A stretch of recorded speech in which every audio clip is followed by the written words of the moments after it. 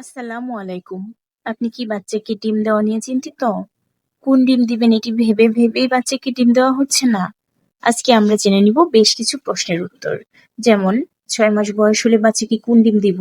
কোয়েল, মুরগি নাকি হাঁসের ডিম? মুরগির ডিম দিলে আমরা দেশি মুরগির ডিম দেব নাকি ব্রয়লার মুরগির ডিম? সাদা ডিম দেব নাকি লাল ডিম? ডিম ভেজে দিলে বেশি পুষ্টি পাবে নাকি সেদ্ধ করে দিলে? কোয়েল, মুরগি এবং হাঁস এই ৩ ধরনের ডিমই বেশ পুষ্টিকর। তবে কোয়েলের ডিম অ্যান্টি অ্যালার্জিক।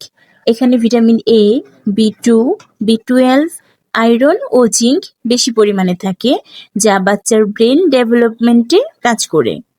তাছাড়া এই ডিমগুলো আকারে বেশ ছোট এবং নরম হয়, বাচ্চা খুব সহজেই খেতে পারে। মুরগির ডিমও খুব সহজে হজম হয় এবং এটিও অ্যান্টি অ্যালার্জি। তাই ৬ মাস প্লাস বয়সী বাচ্চাদেরকে আপনারা কোয়েল অথবা মুরগির ডিম দিয়ে প্রোটিন শুরু করতে পারেন।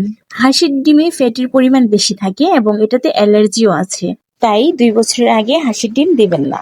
দেশি মুরগির ডিম নাকি ব্রয়লার মুরগির ডিম? দেশি মুরগি সাধারণত রাসায়নিক ফিড ছাড়াই বড় হয়, তাই এটাতে প্রচুর পরিমাণে ওমেগা-3 ফ্যাটি অ্যাসিড থাকে। অপরদিকে ব্রয়লার মুরগি ফিড নির্ভরশীল, তাই এটাতে ওমেগা-3 ফ্যাটি অ্যাসিডের পরিমাণ কম থাকে। তবে বিকল্প কোনো ডিম না পাওয়া গেলে আপনারা অবশ্যই ব্রয়লার মুরগির ডিম দিতে পারেন। এবার দেখবো আমরা কোন ডিমে পুষ্টি বেশি, লাল ডিম নাকি সাদা ডিম? দুটো ডিমের পুষ্টিমান একই। ডিমের রং নির্ভর করে মুরগির জাতের উপর, তাই যে কোনো একটি খাওয়ালেই হলো।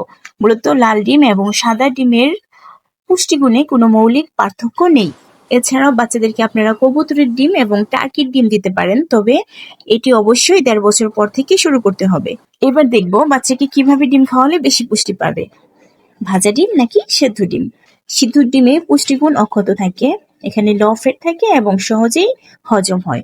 অপরদিকে ভাজা ডিমের ভিটামিন এ এবং ডি নষ্ট হয়ে যেতে পারে। এটাতে এক্সট্রা তেল বা চর্বি থাকে এবং কখনো কখনো বাচ্চাদের গ্যাসের সমস্যা হতে পারে। কিছু গুরুত্বপূর্ণ টিপস: ১ বছরের আগে বাচ্চাদের ডিমে অবশ্যই লবণ এবং মশলা মেশাবেন না। ভেজে দিলে অতিরিক্ত তেল বা ঘি দিবেন না। ডিম অবশ্যই ফুল বয়েল করে নেবেন, নয়তো সালমোনেলা ব্যাকটেরিয়ার জন্য বাচ্চাদের জ্বর এবং ডায়রিয়া হতে পারে।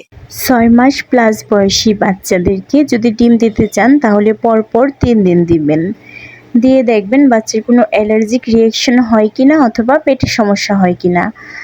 যদি অ্যালার্জি বা পেটের সমস্যা দেখা দেয় তাহলে অবশ্যই ডিম দেওয়া কিছুদিন বন্ধ রাখবেন।